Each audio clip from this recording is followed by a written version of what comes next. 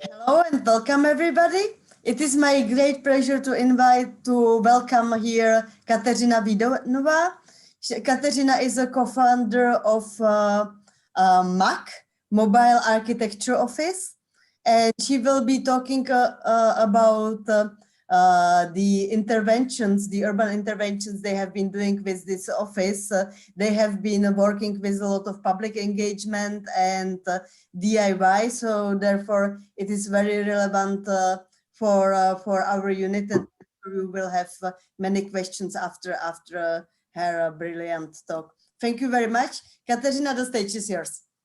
Okay, so thanks for the invitation. As I said, Mari, before, it's quite strange for me to talk about work because I haven't worked a lot last year because I have 2 kids and they don't go to school the whole year and I have to stay at home with them. So it's quite absurd for me to talk about my work, whatever. It's and I'm in the cottage because we have a deep lockdown in Prague or in the whole Czech Republic. So we escaped from the city so we can at least get out of the house and spend some time in the nature. So anyway, I am part of MAK, Mobile Architecture Company, as you heard, and it's me and Adam. We are partners as well, not only colleagues. Adam Vlazel, so I'm just one half, and this is our office. This is caravan that we bought and transformed it into mobile architecture office that we have tables inside and printer and whatever you need to work.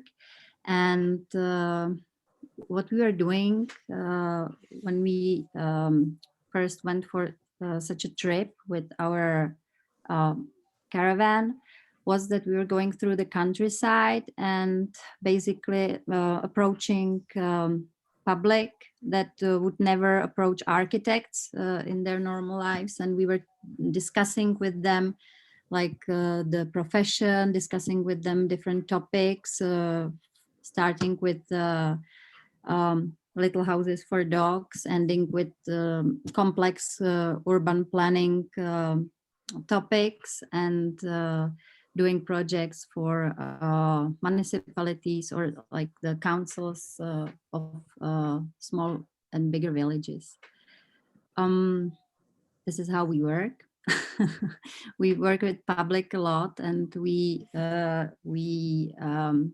put a big impact, big důraz. Attention. Focus on a community way of work. So we always try to attract as much public as possible and do everything together. Okay, so to the beginning of the lecture, I also put some architecture that we do like a conventional architecture. We have also a normal studio, conventional studio. We are both architects and we build houses as well. So I just put a few slides in the beginning as I know that you are architects, just to show you some of our realizations or things that are being built now. Several houses or interiors that I just found real fast.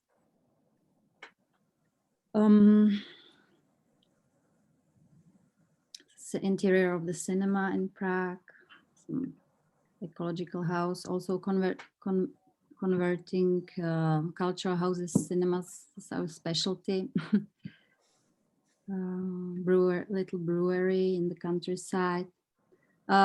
This is not so conventional anymore. This just a little caravan. We have done a lot of caravans. This is a little caravan with a solar system on the roof that can be transformed into a sleeping or working area for one person and can be just pulled by a simple bike with the electricity engine. And interior of a bookstore, interior of an apartment, oh, this is our floor at home. I just probably put it here because I think it's nice. I don't know. These were some designs for music festival, major Czech music festival, Rock for People. That was our last project last summer that wasn't realized because the COVID started and the festival wasn't held, but maybe next time. Another thing before I start talking about our MAK work is that I want to show you the background that I come from. I right after school started working at the Academy of Arts in Prague with this collective, Raumlabor Berlin. I think you might know them. They are very like famous in the field of DIY things and acting in public and public interventions architecture. They are founded, they are based in Berlin, and it's a collective of 8 architects, and they were teaching for 2 years at Prague University of School of Fine Arts, and I was like their assistant. So and I also collaborated with them on several projects. So it sort of opened my eyes and showed me the way that what I had on my mind and what I was trying in small scale. I found out that it's possible to transform it into big scale and big projects, because there was nothing like that like 10 years ago in Czech Republic. And I chose this project because it's in Great Britain. I did with Raumlabor. It was an inflatable pavilion for dance festival, which took place, I think, in 2009 or 2010, and it was movable. You can like fold it into this car, into this caravan, and you can fold in the whole thing and move it. And it was moving from park to park, and every weekend it was in a different place of London, and there were like shows, theater and dancing shows inside. Looked like this, and it even made it to the Tate Modern interior, which was quite nice. Another thing that I want to show you that's like grounds of what we come from is like our I would say political engagement. We are from Prague, and the quarter that we live in is called Letná. And this quarter was 10 years ago ruled by a very corrupted council. It was terrible. All the solutions and all the decisions that were made there were very unfriendly for the public. It was always there were always big protests against it. So we created this organization called Letná sobě, and with this organization we held a lot of workshops, lectures, walks around the quarter. We sort of organized the community life there, and a few years after we even ran for the elections, like to be elected for the mayor, and we won. We had over 50%, so I became a counselor for architecture, public space and urbanism. And we changed a lot of things there. I don't do it anymore because I have kids now, but the group of my friends are still there. So I want to show you just one of the projects that we started with in the quarter. It was called Lavička Letná. Letná is the name of the quarter. Lavička is the name of the bench. It's the word for bench, bench Letná. We prepared such a template to make a bench, made a lot of pieces of wood in accurate length, and we invited public to create their own benches because the quarter was so unfriendly. So people created their own benches, and they were allowed to bring them wherever they want, within the quarter, wherever they think that the bench would fit and help. So, and it was a big success, this project. And then the morning after, we walked around the quarter. I was taking these pictures, like the benches were everywhere, by the supermarket, at the tram stop. at the view over Prague, over the river, another tram stop next to the Academy of Fine Arts.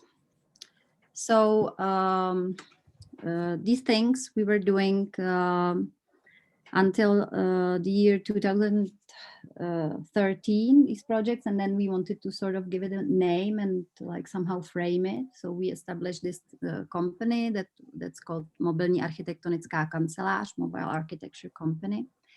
And we started with the summer trip that took almost 2 months, and we traveled through Czech countryside. And in each village, we put ahead of us coming there this poster, which is like a habit here when a band or comes to a village, or somebody that's selling something, or farmers market or whatever. You always have a poster like this on different places. So we put a poster that the mobile architecture company is coming and they can design you whatever you want. You should come at certain time to a certain place. And so these are some places where we were putting our poster. We also made it to some local newspapers and local radios, and people were coming, and we always put little tables and chairs there, and we were discussing different projects, also organizing gatherings in pubs or in cultural centers or municipal halls, and discussing with the people the problems of the village, and together with them discussing places. So not only the private problems of their gardens, their houses, but also problems of the whole village, of public space. It was the main focus, and we were always discussing what's the most important for them, what should we build, what should we draw, what should we focus on. So this is how it usually looked like. This is how our office could look like. Sometimes we were offered a space like this. Sometimes we worked like this. This may be our honorary.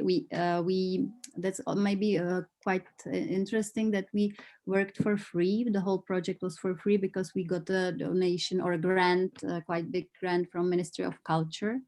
And that was quite controversial from the side of our architecture colleagues, that we do projects or consultation for free. So it was very important then that on each project that we submitted, or on each paper was written that it's not for free, that it's paid, but it's paid by the grant of the Ministry of Culture of Czech Republic. And this is how, because we wanted to be free, because if it would be paid, nobody would order us. And we wanted to show the profession of architect, that we wanted to show to the normal people that architects aren't just people that make the building more expensive and more crazy, and fashionable looking, but that there are people that can be modest, that can save money, and that can find clever solutions. So this is how our submissions looked like. For example, this was in one village. You can't read it, but I can translate it to you. This says transformation of the attic of the house, new stairway, new pergola, it's like a grilling space, new railing and terrace, and so on. I'll show you some of the projects that we did. This task was to create a shelter for the donkey. So we were measuring the donkey, and the shelter went ahead with the fence, looked like this. Some of the tasks were very easy. For example, these people came to us and said that they have a big problem, that they have this place for eating outside and that They really don't like the greenery, that all the leaves are each fall or each autumn falling down, and that they have to clean it up, and it's very that they don't like it. And we told them that it's very nice and that they should keep it, and they were happy and kept it. And they started liking it since then. Then there were projects like this, for example, when people were telling us that they have an ugly fence and what should they do with it. So our suggestion was to get rid of it and not put anything else instead. These were these pergolas, or like shelters for outside seating, seemed to be the biggest problem of Czech villages, because everybody wanted us to draw something like this. We were later denying it. Then there were even bigger projects like transformations of a garden house or a transformation of a normal house, like attic, or even a new house. We drew a little concept of a house for grandparents that would be next to a existing house. And but the main focus wasn't on these private tasks, but on the public tasks, and that we were discussing with the whole village and also with the whole council. And it was always center of the village, or like a plan of transformation of possible extension of the village. Like even sometimes we were making something like a master plan. Like this, for example, very, very simple. This is a submitting of some sort of master plan to a council of one village. This is how we worked. The mayor of, I don't even remember where it was. We always worked with the public, doing some questionnaires and gatherings. Like this was, for example, this questionnaire that you saw. People were filling in what they like, what they don't like in this village, for example, to make the people more proud or more confident about like the changes that might happen. We made a postcard, because this village never had its own postcard. So we made it out of the best places, which was the church, the soccer field, and the gym. So they this was another plan of the village, our suggestions, what should be changed there. And they were always just the little things that could be done with a little amount of money, or even like DIY. We were always suggesting to everybody when they're building a bigger thing to organize an architectural contest, which is not very popular and not very usual in Czech Republic. And some of the things we were constructing on place with the people. So we ordered the wood, mainly wood or some other material, and we were building together things. Some hideout in the forest, some shelter for the kids, a lot of piers on water, floating on the barrels, mostly. Yeah. This was quite funny. This was one village called Studanka, and the people decided that what they are missing the most, they were voting. It was a whole participative process of 2 meetings, whole evening meetings, and they were voting what they missed the most. And they decided they missed the most the changing rooms at the like swimming pool area that they have in the center of the village. And the surrounding area looked like a meadow for cattle. So we designed these 2 little pigs that were turned into changing rooms. And the people built it with us, and they really like it a lot. It's like, I don't know, 7 years ago, and we were there last summer, and it is newly repainted, and it looks like they're really using it. It's quite nice. The pigs can be opened here, and inside of it is there like the intestines are yellow, and yeah. And then there were projects that were more that were less about the architecture, more about the public communication, the community, and so on. So in this village, we were invited to this village called Skiboš. It's close to the German border. We were invited by the mayor that told us that they have a big problem, that the people in the village argue a lot, and there are two camps that hate each other, and that they don't even go together to the pub. There was one pub, and they are fighting all the time and hate each other, and that she would love to ask if we can come up with some project that would like connect these two camps together. So we decided to make benches, because benches always connect people, and everybody needs them, and everybody understands them, and everybody loves them. They are useful and they are easy to make. We sent this set of material to the mayor to buy it and set up dates for the workshop, and we made a 2 days long workshop with the local people, and they were helping. They were making benches, and they were together making benches. It was unbelievable. The mayor was standing there. She couldn't believe it, because everybody liked it, so everybody wanted to be part of it. So they were working together. Mostly men were making the benches, and women had the map there that we printed out for them, and they were deciding where to put the benches. And then there was this guy with this little tractor, and he was bringing the benches to the places.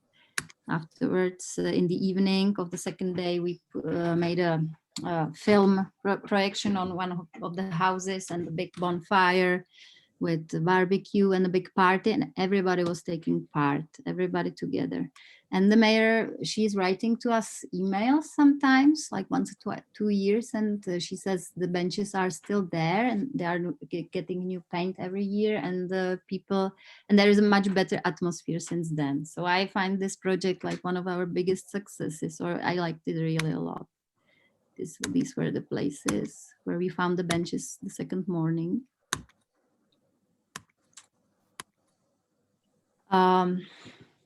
This is another project that came out from this, but it's quite big. It's a bigger thing already.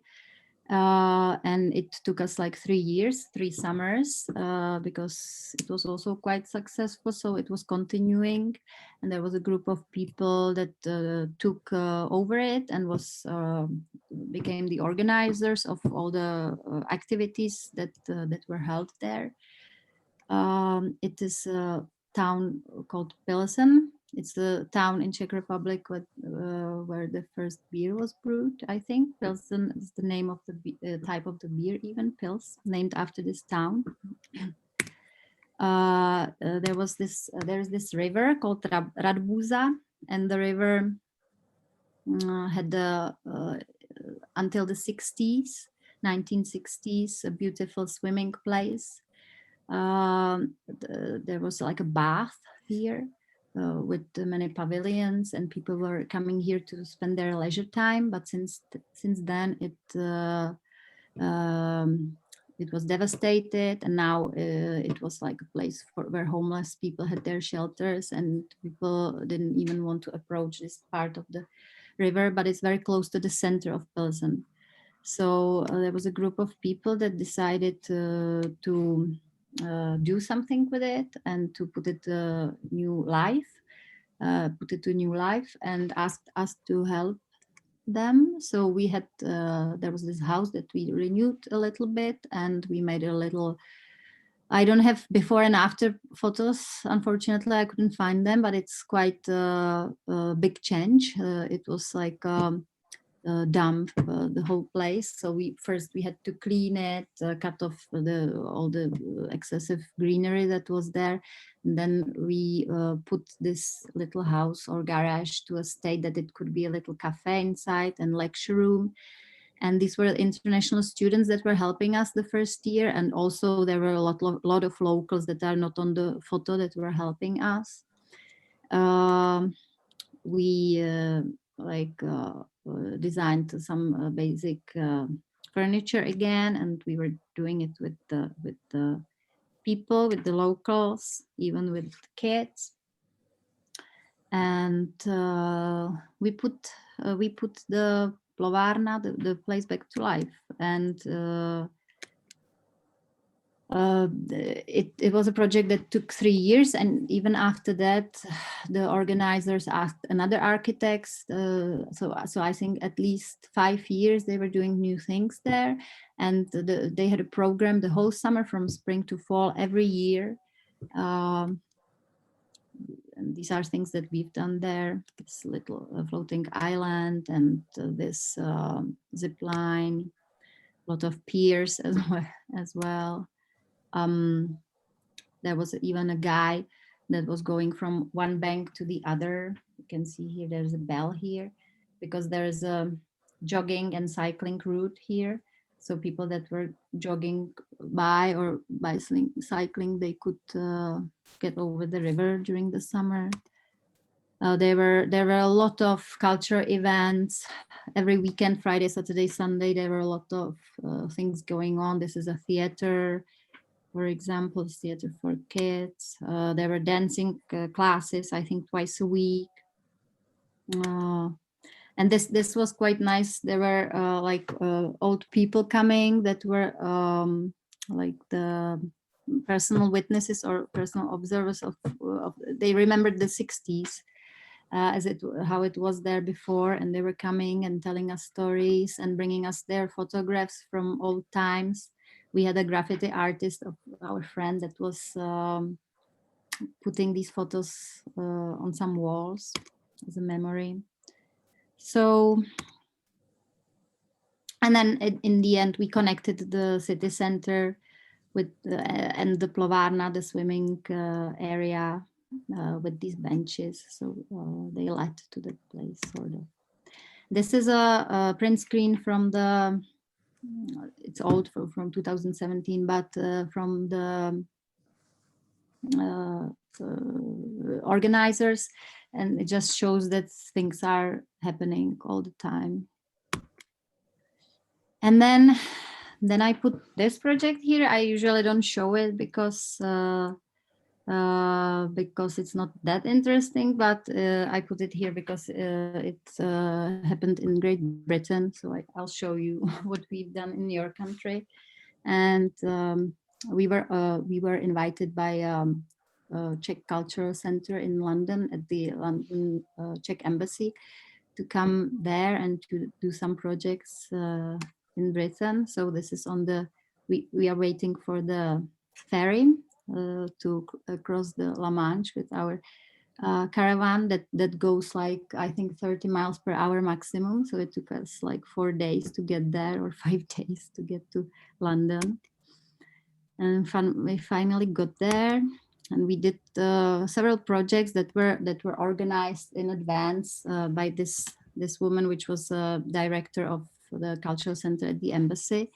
And she always found us some usually architects or some DIY centers that were working in the similar way as us. And we always made a like partnership with them and did some project together. It was like some cultural exchange or architectural exchange, I would say.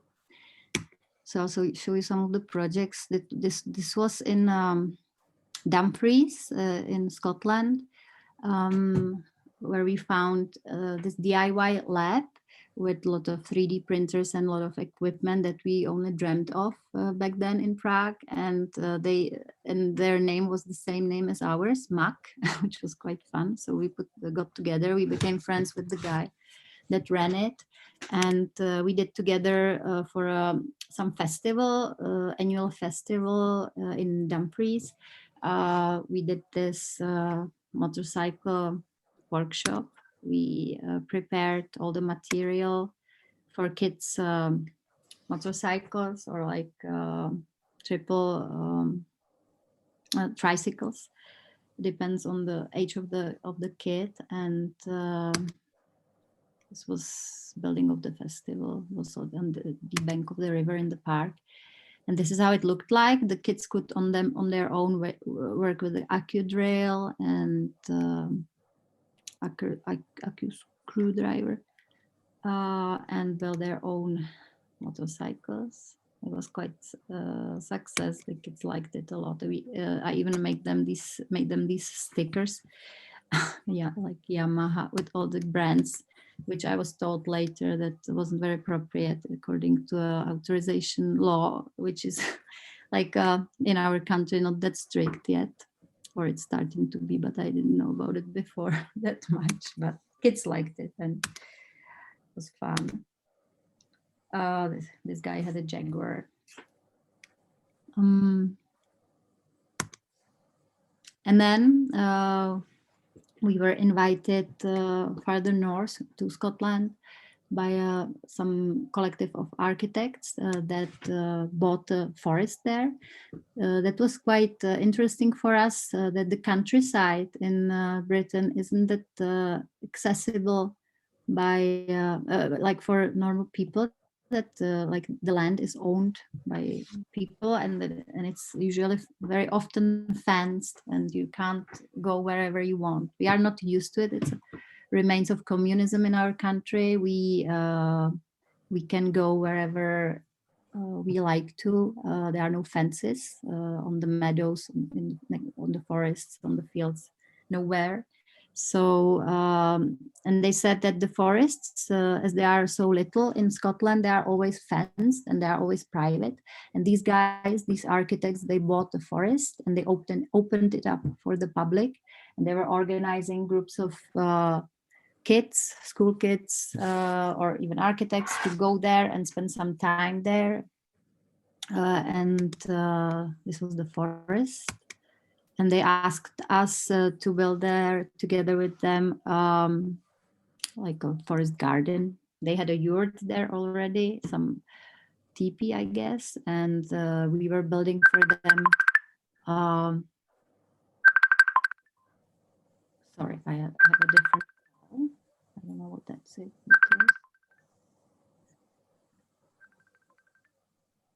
I don't know.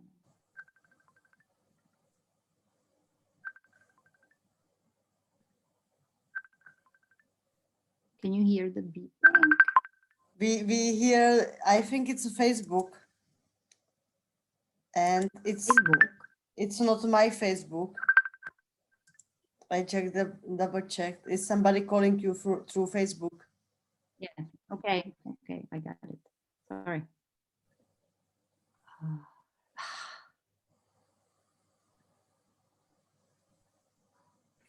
Okay.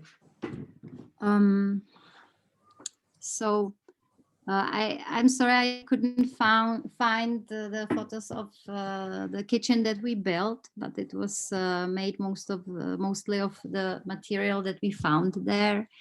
But there were so many midges that I just couldn't take pictures. It was very complicated. But sorry. Okay.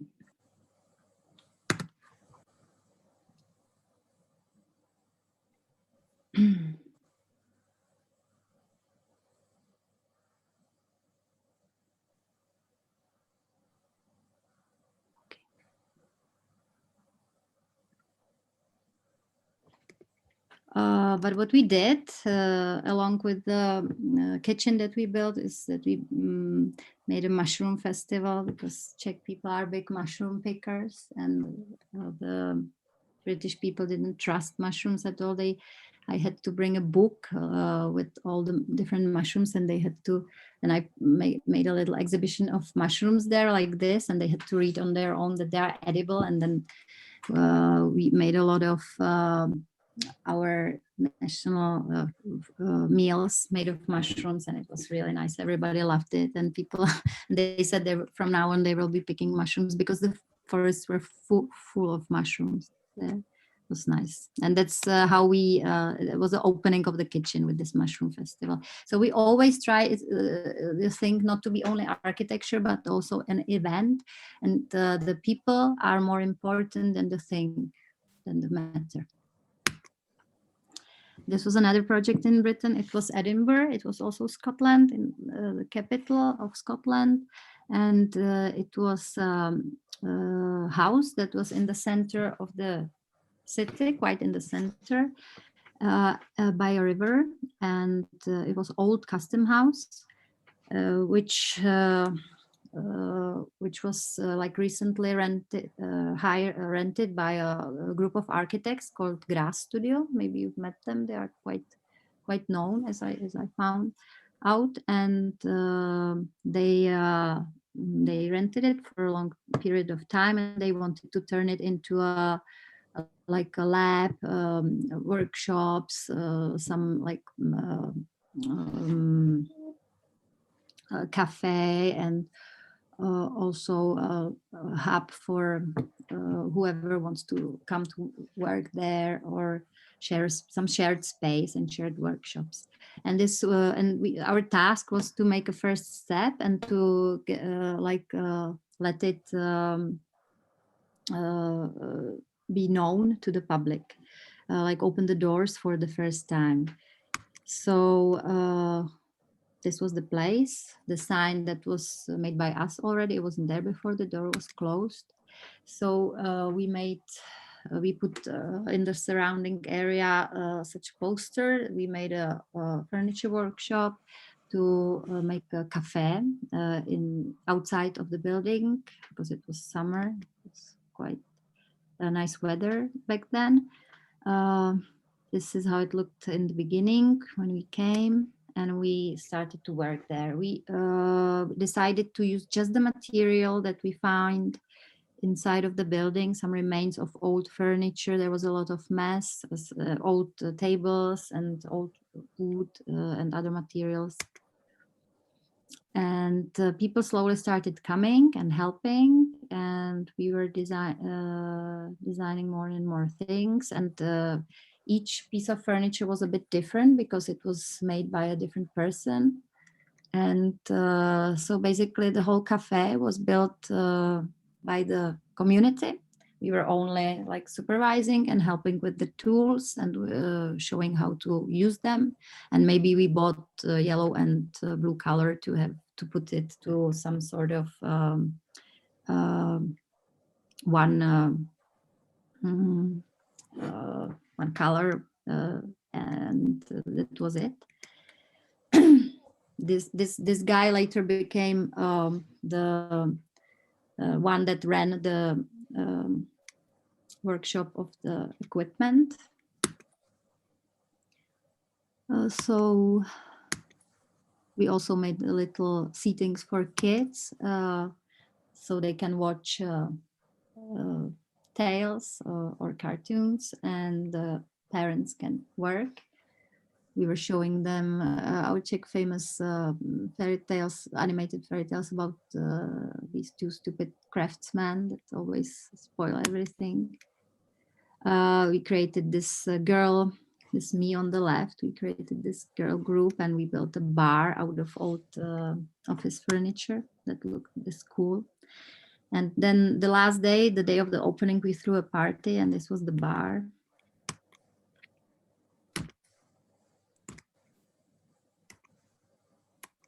Some photos of the furniture that was made there. We also made some templates for the legs of the chairs, for the people that weren't that sure that they would make something that would stand.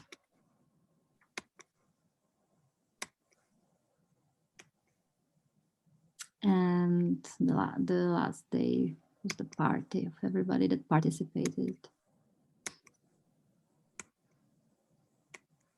The sign. It was meant to be a custom house, but it was in the stage that it was like a first stage. It wasn't like done yet, so we put there custom made out of these pieces of leftover wood. And we prepared the maid, the word house for them as well, but asked them to put it there when it's ready. And these were all our helpers, the photo, everybody. We also built two very long benches to put them on the waterfront in front of the building for people to gather, because it was quite empty space there. You can fit like 15 people on it. We made two of them, and it was exactly the time of the referendum back then. So on one of the benches, we put this sign.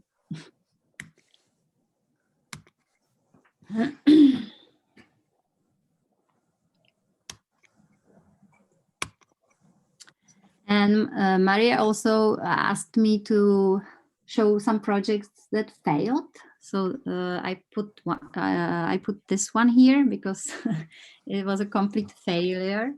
It was also in Britain, and it was a project in Birmingham in England.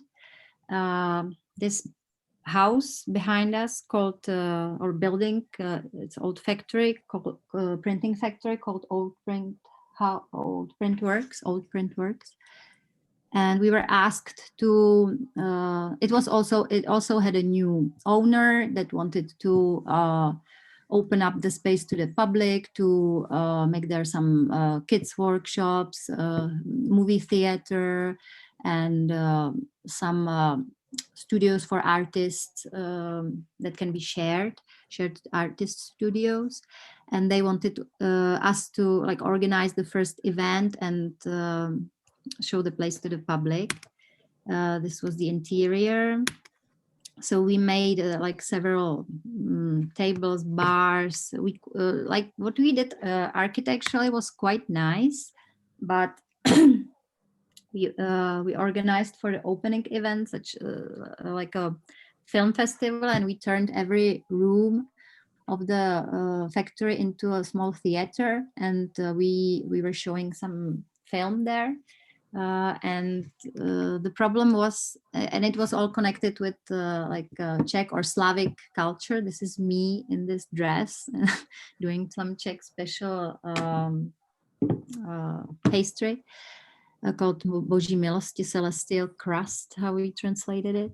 But we underestimated because the problem of this project was that we weren't doing it together with the people, just with the owners of the factory, the new owners, because it was quite a lot of people, and we somehow didn't manage to approach the local community. And these people, they were all the time telling us that they know a lot of people there, that a lot of people will come for the event. And we somehow trusted them, and we didn't do it as we normally do on our own, getting to know the people slowly and getting to know more and more of them. But we just did it we wanted to do it at once, at one evening, and it didn't happen. So like very few people showed up. I think like 20 maybe, or during afternoon a lot. There were some kids workshops, but for the evening event, that was the like important one, almost nobody showed up. At least we had a nice party, and I was dancing till the morning in that dress that you saw, but it was a failure. So we learned from that it's very important to approach the people from the very beginning and do everything together with them, with the local community. This is so back to Czech Republic, back from Britain. This is project that we were doing together with the Goethe Institute, which is a German cultural institute. And Czech Republic in the history for hundreds and hundreds of years was inhabited with a lot of Germans. Maybe like 1/3 of the population was German. And after the Second World War, they were all like banished, or they had to leave. So there was a lot of places that were completely abandoned, like empty villages, empty towns, empty especially next to the German border. And we were focusing on these places in this project and doing some community work, community-based projects, DIY projects again with on this topic. And each city, we were in several cities. It took a long time. It was from spring till fall. It was a several months long project, and we always spent like 14 days in one place or even more. And we always in each city found a different topic that had something to do with the Czech-German history. We had this blue caravan that was transformed into like a bistro or a vending booth with food, so fast food. And it was ran by a guy that we brought from Berlin. It was German. It was actually like a Turkish, like a sort of kebab imbiss. So we like this German element that we brought to the Czech cities. And we were a big part of these projects were discussions with the public, of course. And I'm a big cook. Also, in every project I cook and make big dinners. It's weird that it's the first picture with the dinner here, but we always, and the food is something that attracts everybody. And it doesn't have to be even prepared. It's enough is that on the poster is written, bring your own food to a table that belongs to everybody, and put it in the middle, and everybody brings food and people eat together, and like ice melts and everybody is very open, and things start to happen while eating. I have a very good experience with this sort of community work. Yeah. And the only project that I chose to show you is in Ústí nad Labem, which is a town that was German before the 50s, and it or before the year 1945, and it is very bad or ugly area because there are a lot of coal mines, and it's quite dirty, and some of the mines now are closed, but they were open till the fall of communism, all of them, and it was like foggy, dirty, and nobody wanted to live there. So and the houses were empty, so like the Czech government sent there all the socially poor people and the minorities and people like this, and it's still there. And there is a very big problem with like poor kids and with criminality and with all these things that bind with this problematic. And so we decided to work with the youngest generation, with the kids, of course, and we found this place between blocks of houses that are filled with families, families that don't even allow their kids to go to school because they have very strange habits there, and they are mostly gypsies or Roma people. I don't know how you say it properly in English. So we found this place where there were a lot of kids hanging around, as you can see, all the time, but it was quite disturbing that kids hang out in a place like this. So we decided to build there a playground. We had beautiful designs in minds or even on paper, but then we became friends with the kids, and we decided to change it completely and do only what they want us to do. So first thing, of course, was that they asked us to do was like a soccer goal. So this was the first thing that we did with the kids, and playing the football. This is Adam, my colleague, playing football with the kids. And then this was made just by the kids, some like hideout. Then they wanted sandbox. So we ordered this sand, and the kids were working because there was a ramp. It was impossible to get the car up there. So he put the sand here, and the kids were whole day putting it up. They were working. They were so happy that they are doing something for their own, on their own. We built there this structure, and it was all surrounded by sand later. Of course, swings that they ordered, a lot of swings. And this is a party that we had in the end, barbecue, and some little theater. We asked our friend to play there. Projection of movie in the evening. That was it.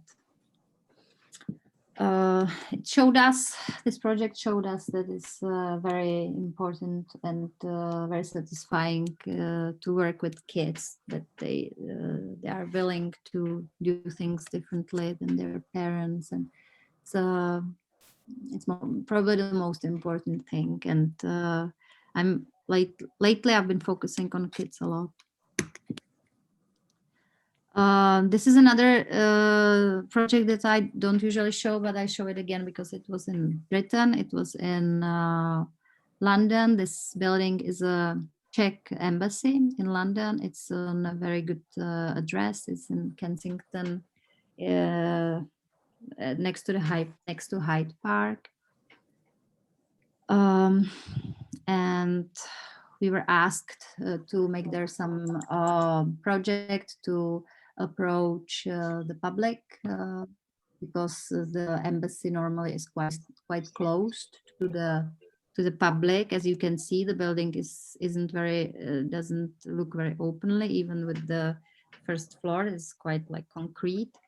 So we decided to do this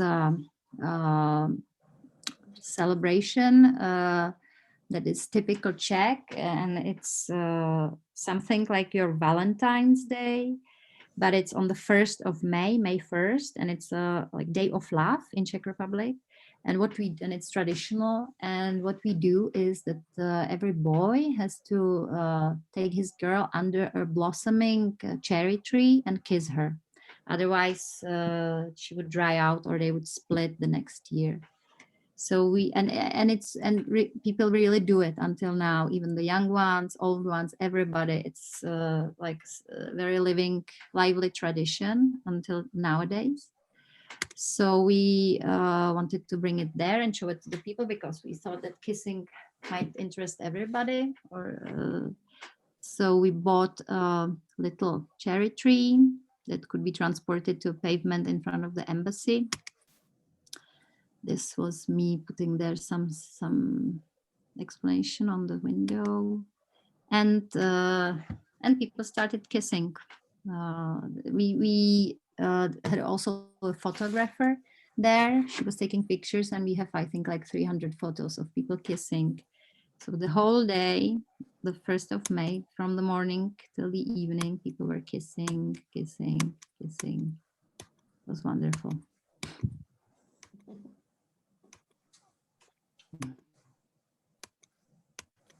Okay. Yeah, we were actually this project was there for because there was 100 years of Czech Republic, of existence of Czech Republic, and we were collecting 100 kisses. That was our aim, to collect 100 kisses for Czech Republic, but we collected much more. We did hope for that, like 3 times more. This is another project that we did in 2017. It was in Prague, and this is quite a renewed gallery called Viper in Karlín, fancy hipster quarter next to the city center. And this is how it looks normally, the space. And they asked us they gave us a 1 month's time, and they asked us to make a presentation of our work or whatever, make an exhibition. And the gallery is in the level of the pavement. It has shop windows. It used like 4 of them or 5 of them. It used to be a shop before. So we were going through the quarter, and these were the places that we loved there, and they don't exist anymore because Karlín used to be a very like low, it was quite dirty and it was quite lively, and artists were there, and like also gypsies were living there, and quite like normal people were living there, and it was a really nice location because it was close to the city center. But in the year 2001 there was a major flood in Prague, and the whole city quarter was flooded, and afterwards the big developers took over. They bought all the destroyed houses, and they turned the whole quarter into a very hipster, fashionable quarter, very expensive, and all the old pubs like this one, for example, that you can see, in old places, old shops, and especially old inhabitants had to leave because it was too expensive for it. And so this process, as you probably know, is called gentrification. And we wanted to do an exhibition about gentrification. This is how the pubs look there now, like this, or like this. So we decided to turn the gallery into a pub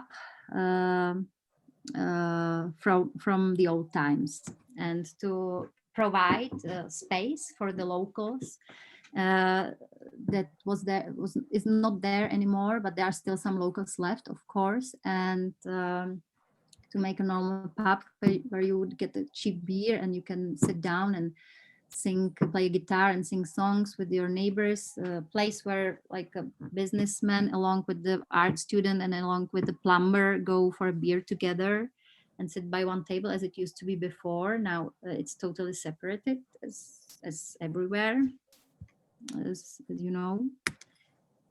This was a poster that was made by our friend, graphic designer. It was called, because the gallery is Viper, so it was called Hospoda u hada, which means a pub at the snake or at the viper. And this is how it looked inside. So this is the exactly same space as you saw before, the white cube.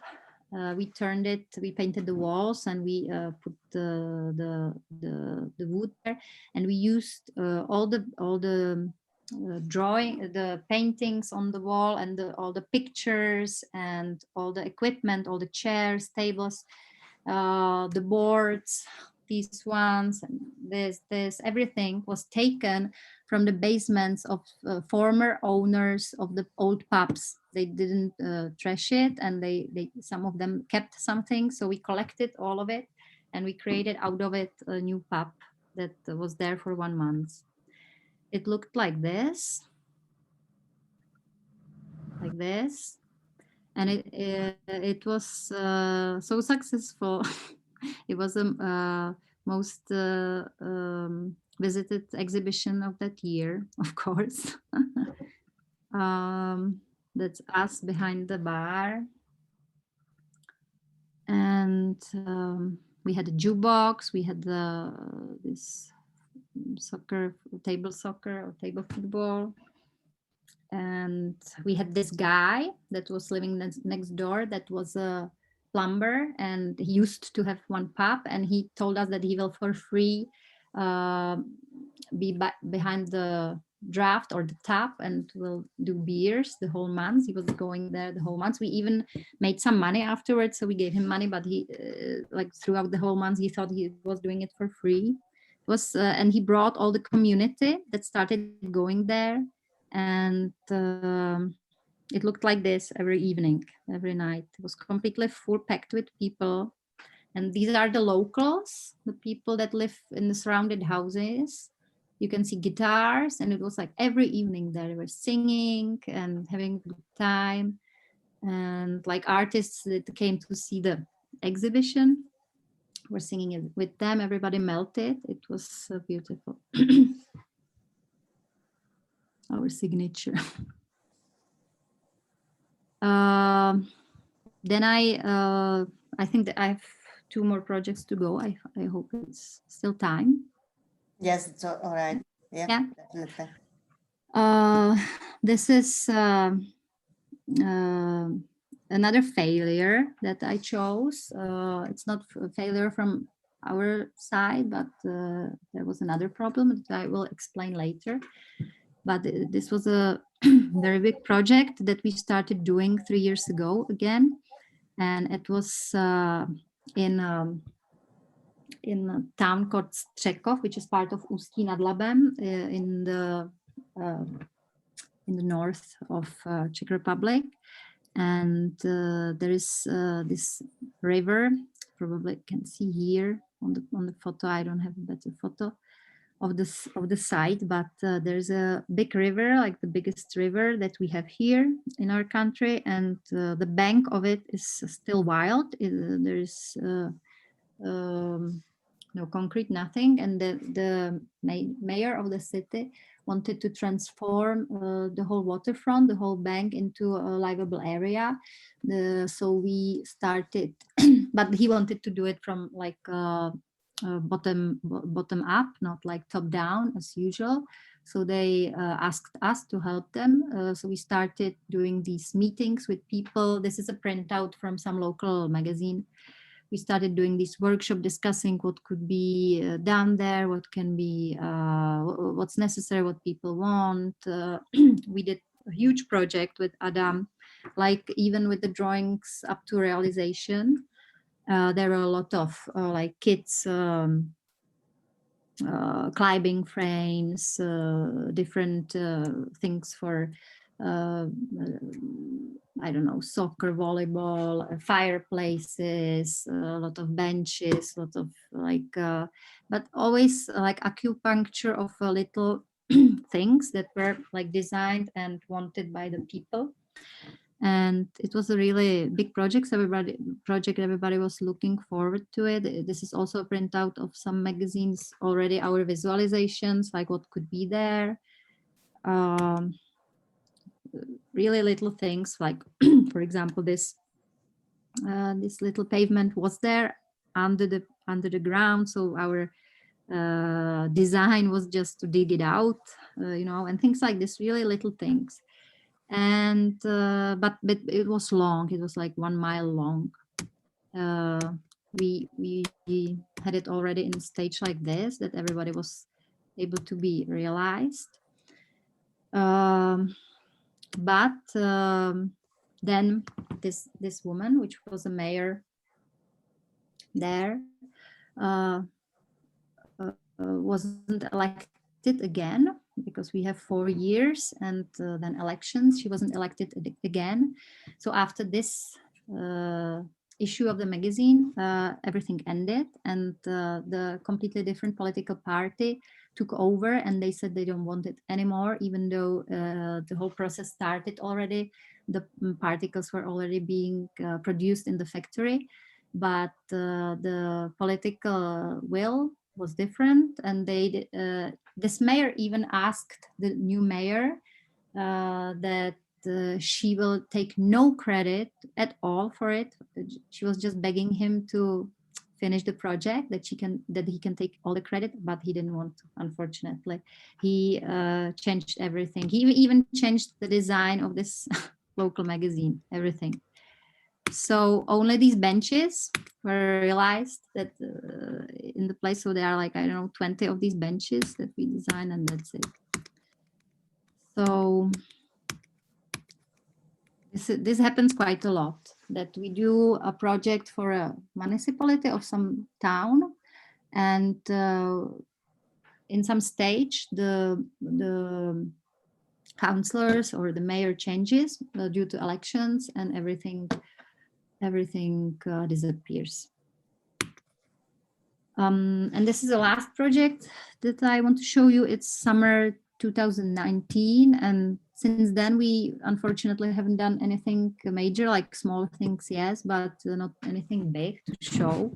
And due to COVID situation, but lately we've been doing a lot of things with, as I said, kids, and also we are very interested in ecological topics. So this was again our Letna, the quarter that we started in.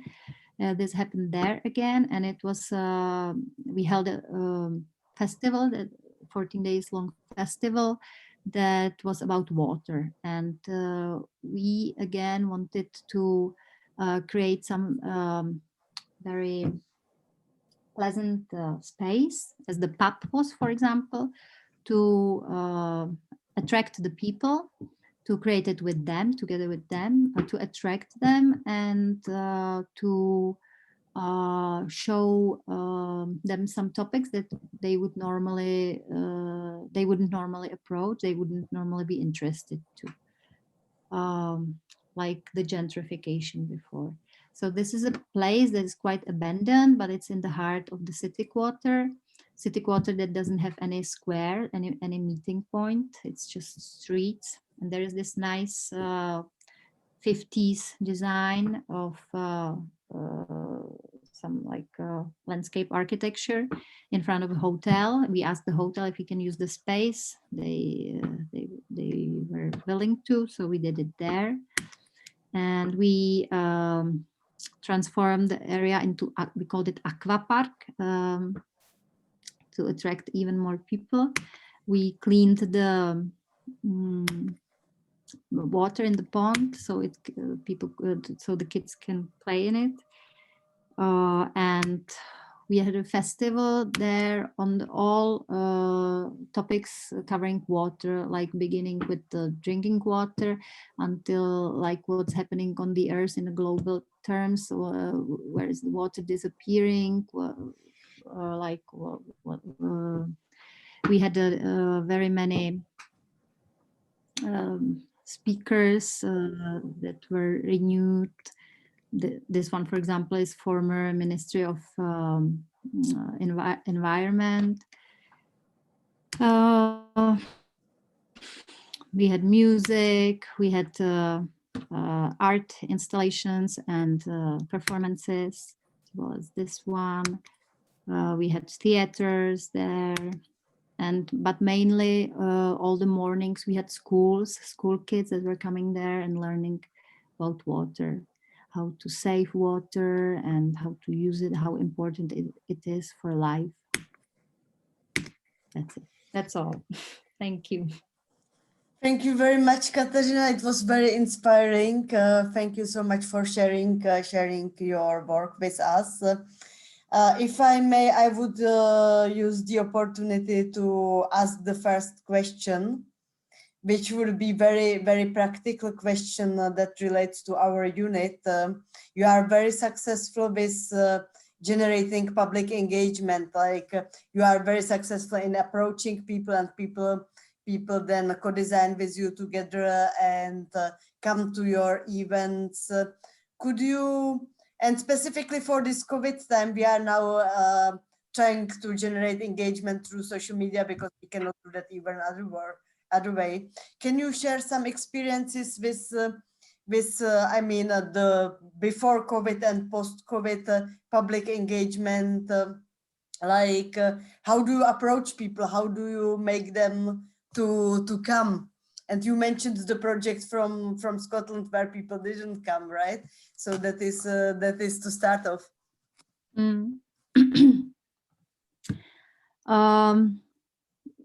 You have to approach them personally.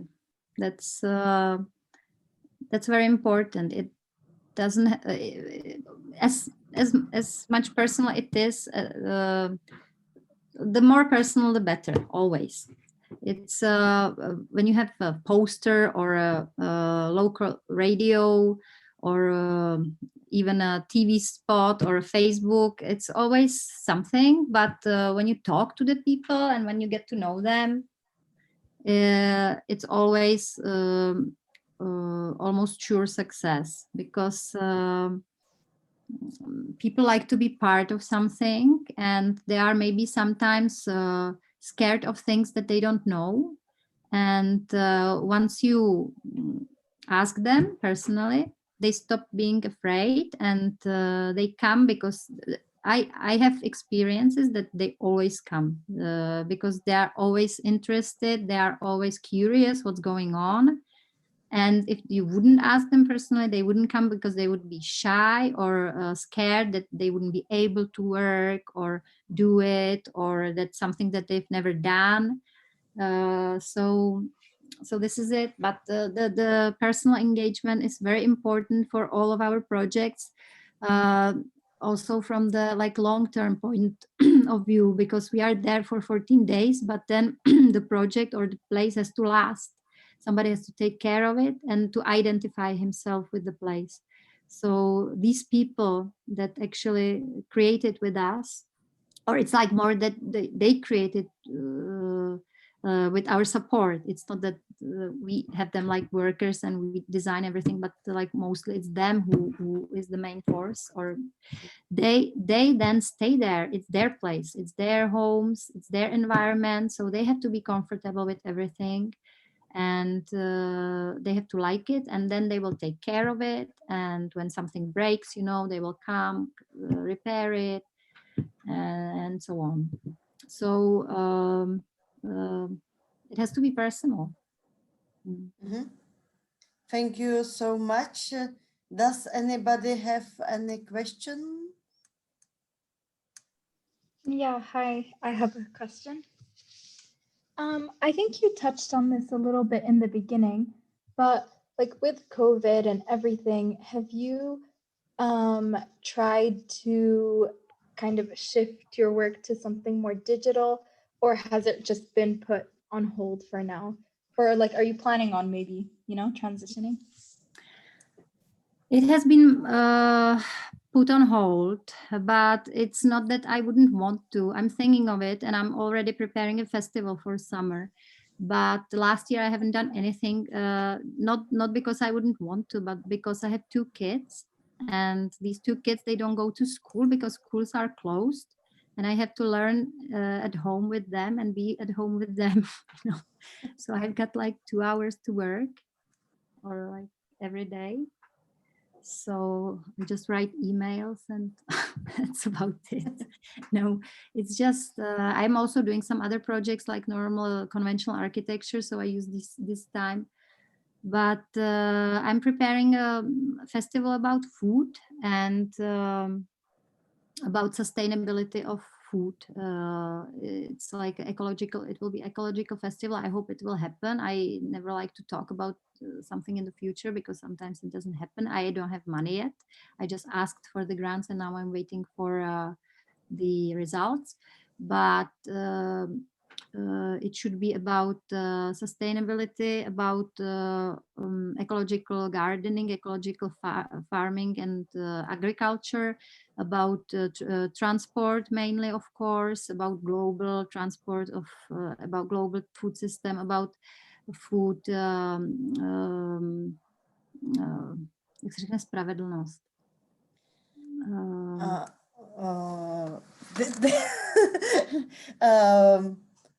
Justice. About just food justice, and about ecological justice in general. And it should be some, and as it is planned in a very similar way as the pub and as the aqua park, as I showed you. It should be a place where you can eat well. There will be some workshops where you can learn how to cook something, some Czech traditional cuisine made out of local ingredients. But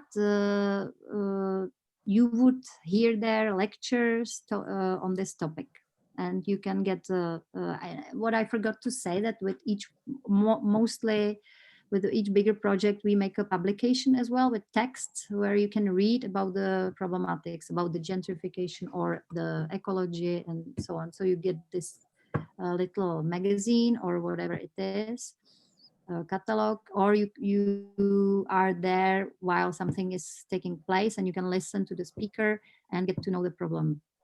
That's because our politics is not to talk or approach the people that are already on your side or on the side of ecology, but we want to approach all the people.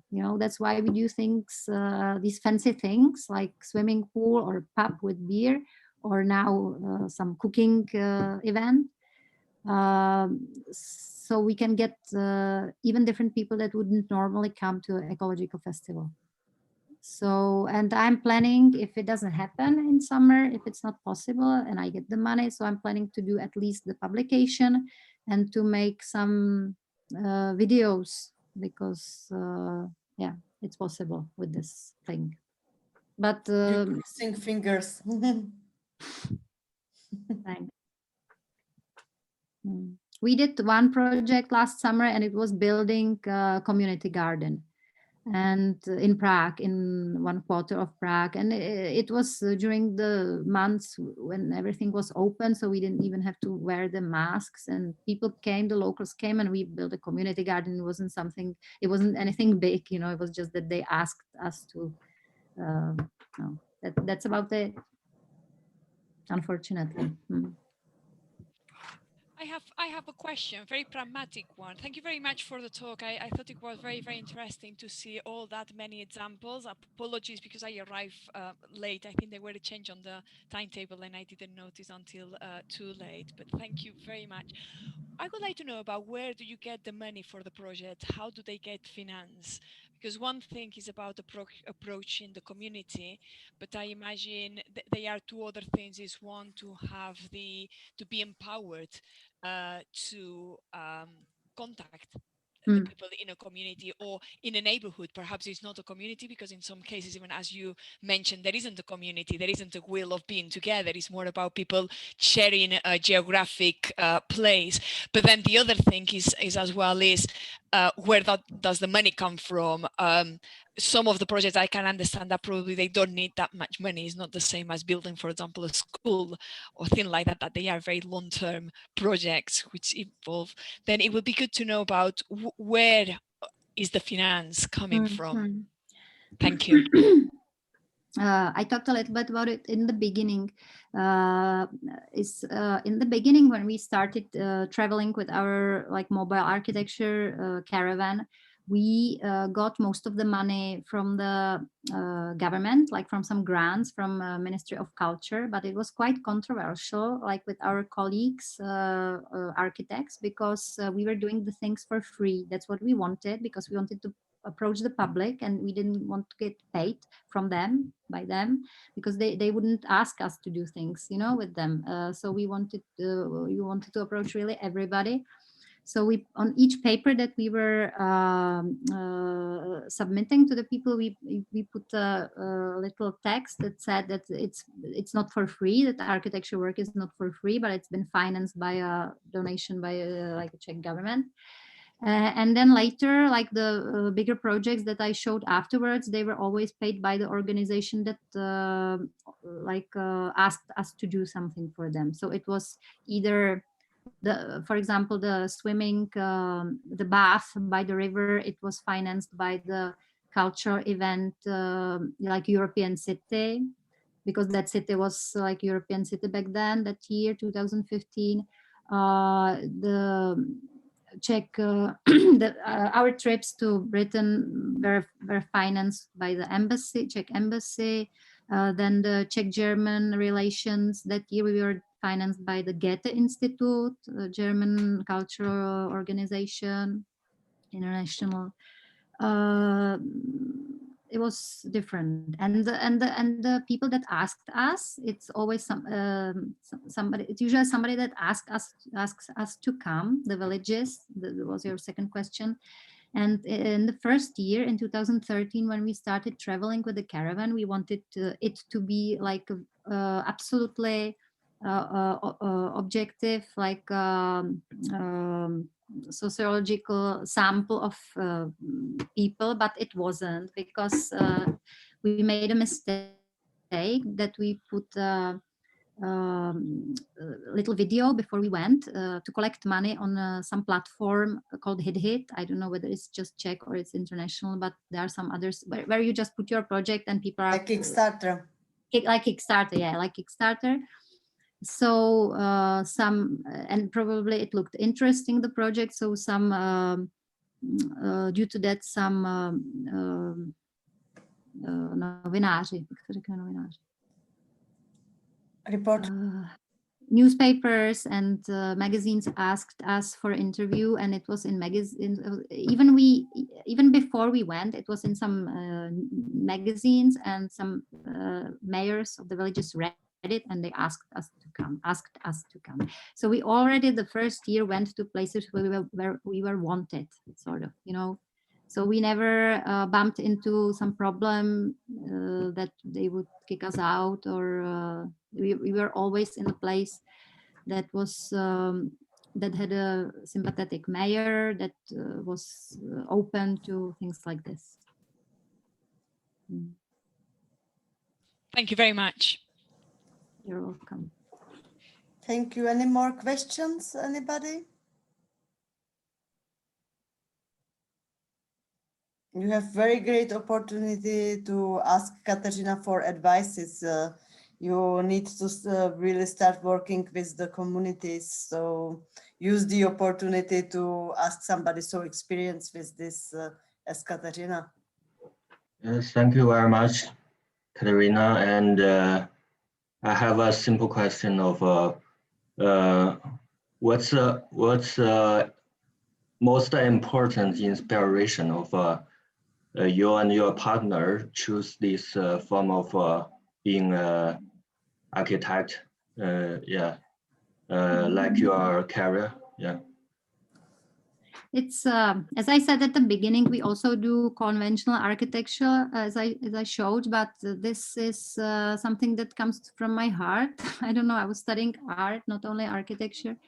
And the most important thing for me was the encounter with the Raumlabor Berlin that I collaborated with. And they were teaching in Prague, and I was their assistant after I finished school.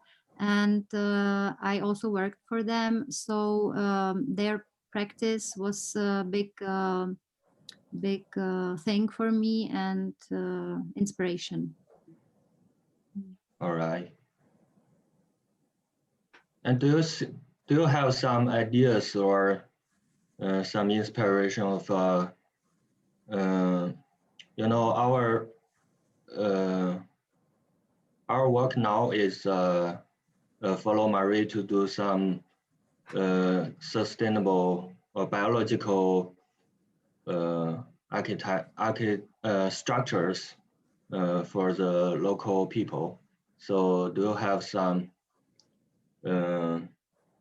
mainly ideas of biological structures? What should we consider some important things? Like in terms of structure, or in terms of content, or like our work mainly is synergetic landscape. For example, I looked at your work is stable and best and have a good quality, and how to make sure the wood can be structured stable, and make sure them to be good quality. Yeah. It depends on the kind of the wood. I don't know whether I understand the question properly. As I know, Marie, I think you probably will work with some computerized design. No? No? Yes, we do, but we are motivating people to DIY the recipes. So the unit is about extending edible and habitable landscape in the city for cross-species co-living. So we are expanding habitats for foxes, things like this. Okay. With that, we are releasing DIY recipes so that people replicate those in their front and back gardens. Cardiff. I think there is no like general answer to your question. It always depends on the environment when you are at, and on the materials that are there, and on the situation that is there. We often use wood because it's cheap, of course. But it's not always. And when you are working with animals, for example, it can be a completely different material. And you always, before designing, my advice is that before designing, it's good to spend some time at the place, not to only take a picture and go to your studio and look at the picture and think, but to spend time there. And you will know after a few days and few talks with people, with locals or with animals or with whoever. You will know what's good and what's necessary. And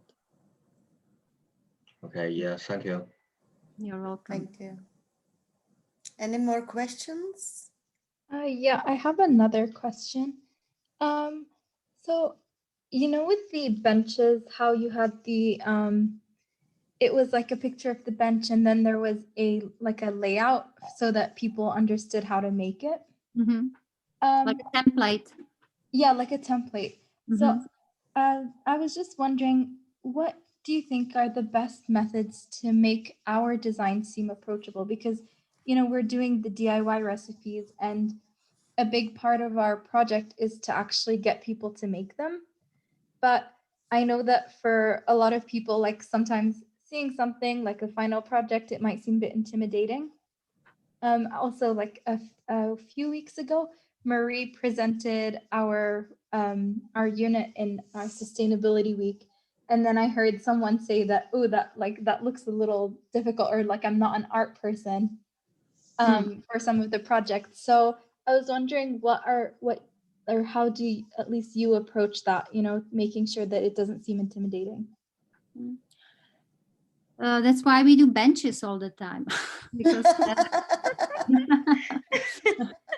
we also like sculptures, you know, and beautiful things, of course, but it wouldn't be such a success. People wouldn't be that happy with it. It would be just us who would be happy. So you have to find a balance between your artistic ego and the use or the happiness of the people that it's for. They have to understand it. The people have to understand it, what you are doing. It can be art, but it has to be understandable somehow. What about on a more practical sense, like with instructions or that kind of thing? Like, is it good to have visual cues, or is it important to have, you know, sit down and talk with them?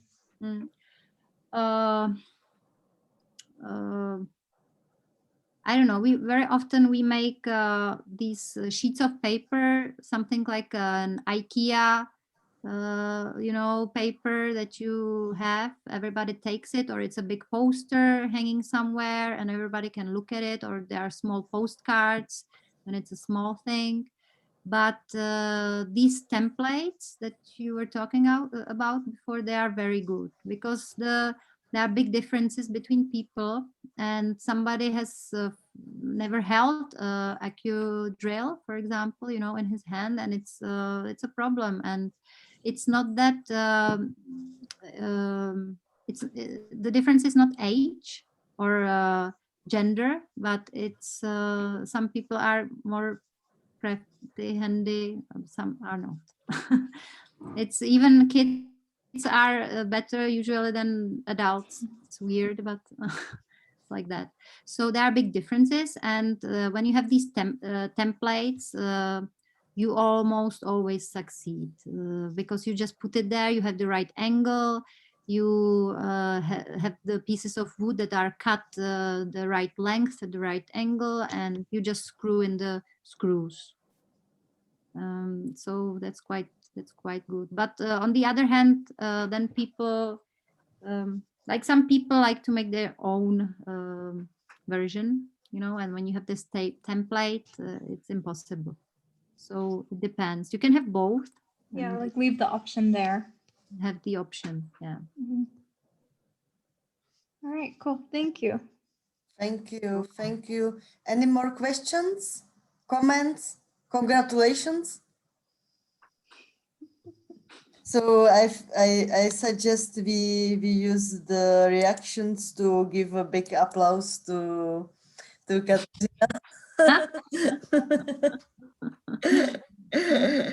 Thank you. Thank you so much, Thanks. Kateřina. We Thanks really and appreciate good it. luck with your work, and send me what you've done. Mari, send it to me when Yes, I will do. Yeah, definitely. Okay. Thank you so much. Good luck. Good luck. Thank Thank you you. for your Thank work. you. Bye. Bye. Bye.